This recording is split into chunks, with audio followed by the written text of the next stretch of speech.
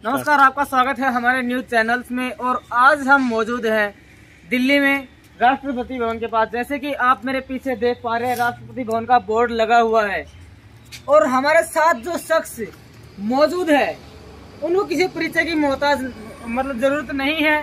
नाम है कैलाश पुजारी। बागोत गांव से रहने वाले हैं। पिछले काफी दिनों से कैलाश पुजारी वर्सेस पूर्व शिक्षा मंत्री रामविलास शर्मा हरियाणा सरकार का विवाद चर्चा में बना हुआ है। विवाद लेन देन को लेकर के खड़ा हुआ था। अब इस विवाद ने एक राष्ट्रीय आंदोलन का रूप इख्तियार कर लिया है। आज कैलाश पुजारी राष्ट्रपति भवन पहुंचे हैं और राष्ट्रपति जी से अपने साथ न्याय करने की गुहार लगाई है। जैसे कि आप मेरे पीछे देख पा रहे हैं, इस वक्त हम दिल्ली में राष्ट्रपति भवन के गेट नंबर 38 के पास मौजूद हैं और पुजारी जी और उनका परिवार जो राष्ट्रपति जी के पास अपनी याचिका लेकर पहुंचे थे, आइए उनसे बातचीत करेंगे और जानेंगे किस तरह से क्या सारा घटनाक्रम रहा और क्या आश्वासन दिया गया है। नमस्कार जी। नमस्कार जी, आपके चैनल को और पूरे देशवासियों को मेरा नमन जी। आज मेरी 7 दिन की पैदल यात्रा राष्ट्रपति भवन गेट नंबर 38 पे पहुंची और मैंने अपनी अपील राष्ट्रपति भवन में करने आया था न्याय के लिए। वो मेरी सुनवाई हो गई। मेरे को राष्ट्रपति भवन में एंट्री करके जो मैंने ये लिखित में दिया था इस पे रिसीव करके ये कॉपी मेरे को दे दी है और 2 दिन बाद ये राष्ट्रपति भवन के नंबर हैं, इन नंबरों पे संपर्क करके जिस अधिकारी के जांच चलेगी उसके मुझे नंबर मिल जाएंगे।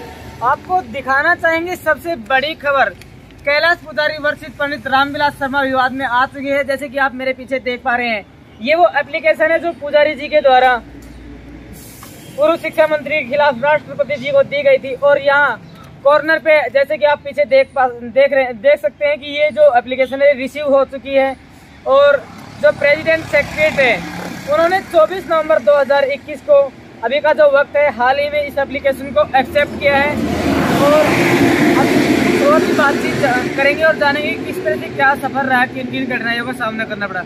हाँ जी, काफी दूर से चल के आप पैदल यहाँ पे पहुंचे तो काफी समस्याएं भी आई होंगी।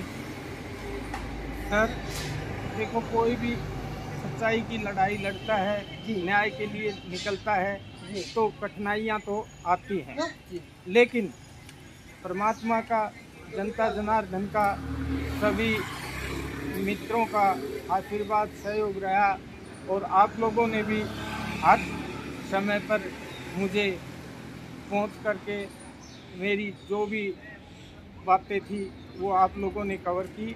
मैं आप लोगों का भी धन्यवाद करता हूं। लेकिन मैं जिस काम के लिए आया था वो काम मेरा सफल हो गया। अब मैंने राष्ट्रपति महोदय जी को अपनी न्याय की जो लिखित कॉपी थी वो दे दी। अब मैं चीफ जस्टिस इंडिया को जी और एक कॉपी दूंगा और अब कानून के हिसाब से भी न्याय लेंगे। अगर यहाँ से भी न्याय नहीं मिल पाता तो क्या करेंगे? मुझे पूरी उम्मीद है बिल्कुल न्याय मिलेगा, बिल्कुल न्याय मिलेगा। राष्ट्रपति भवन से भी मिलेगा और मैं चीफ जस्टिस इंडिया को और एक पत्र लिख के और मैं अपील करूंगा। आपने पंडित रामविलास शर्मा के खिलाफ अपने आंदोलन की शुरुआत महेंद्रगढ़ से की थी, लेकिन उस आंदोलन को आपने कहा था कि भी जो महेंद्रगढ़ जितने भी गांव हैं सभी गाँव में जाकर के दौरा किया जाएगा, तो किस वजह से वो आंदोलन आपको स्थगित करना पड़ा? देखो जी, मैं गांव जा रहा था जी और मेरा महापंचायत गांव में निमंत्रण दे के भिक्षुक के फरियादी के भेष में मैं निमंत्रण देने जा रहा था तो गांव में मुझे बहुत अच्छा समर्थन मिल रहा था। लेकिन इसके कुछ शरारती तत्व जी जो इसके द्वारा प्रायोजित थे उन्होंने सभा को भंग करने की कई गांवों में कोशिश की, लेकिन गांव के गांव मेरे साथ उतरे हैं। और जैसे ही दुलानिया गांव में इसने मेरे पे वारदात करवाने की भी कोशिश की, लेकिन वहां से जब मैं सुरजनवास गांव गया तो सुरजनवास गांव में मुझे सरपंच साहब ने रुकने की मंदिर में और सभा करने की 5 बजे इजाज़त दे दी थी। लेकिन इस रामविलास शर्मा और इसके पुत्र गौतम ने वहाँ के सरपंच साहब को कहा कि इसको गांव से निकाल दो। तो सरपंच साहब का 7:30 बजे मेरे पास फ़ोन आया, पुजारी जी आप मंदिर को खाली कर दो, आपको धर्मशाला में रोकेंगे और नहीं खाली करोगे तो पुलिस बुलाएंगे। तो वहाँ मेरे पास गांव के बहुत मोजिज आदमी बैठे थे, महेंद्र जी, राकेश जी और देवी माताएं भी बैठी थी साथ में। तो उन्होंने कहा अब मंदिर नहीं खाली करेगा। और वो क्लिप भी मैंने वायरल की थी, जो सरपंच से मेरी बात हुई थी, तो उसमें उनकी काफ़ी बहसबाजी हुई। लेकिन जब सरपंच फिजिकल आया तो तनाव ज़्यादा बढ़ने के पूरे आसार हो गए थे। लेकिन मैंने, मेरे लिए किसी का वाद विवाद हो जाए, कोई लड़ाई झगड़ा हो जाए, ये उचित नहीं समझा।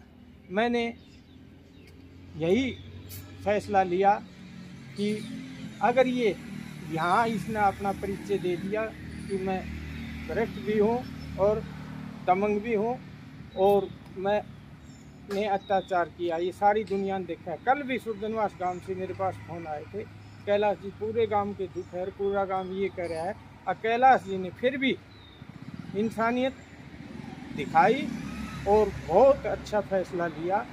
तो मैंने यही उचित समझा कि अब मुझे देश की सबसे बड़े न्याय के मंदिर में, राष्ट्रपति भवन में न्याय के लिए जाना चाहिए। और मैं, मेरी पत्नी नीलम शर्मा, मेरा बेटा मोहित शर्मा, हम पैदल यात्रा करके राष्ट्रपति भवन में पहुँचे। राष्ट्रपति भवन में हमारी बहुत अच्छे से बहुत अच्छे से सुनवाई हुई, हमें रिसीव लेटर भी दे दिया है। और 2 दिन में हमें जिस अधिकारी के ये इंक्वायरी चलेगी उसके फ़ोन नंबर मिल जाएंगे। और मुझे पूरा विश्वास है मुझे न्याय मिलेगा और मैं चीफ जस्टिस साहब पे एक एप्लीकेशन और दूँगा। तो जिस तरह से बताया गया है कि 2 दिन का समय दिया गया है, ये तो आने वाला वक्त ही बताएगा कि क्या राज्य सरकार की तरह केंद्र सरकार भी गूंगी बहरी बनकर के इस मामले में कोई सुनवाई नहीं करेगी या फिर त्वरित कार्रवाई की जाएगी। इस मामले से जुड़े जो भी अपडेट्स होंगे हम आप तक पहुंचाते रहेंगे। आप देखते रहिए हमारा न्यूज़ चैनल। जय हिंद, जय भारत।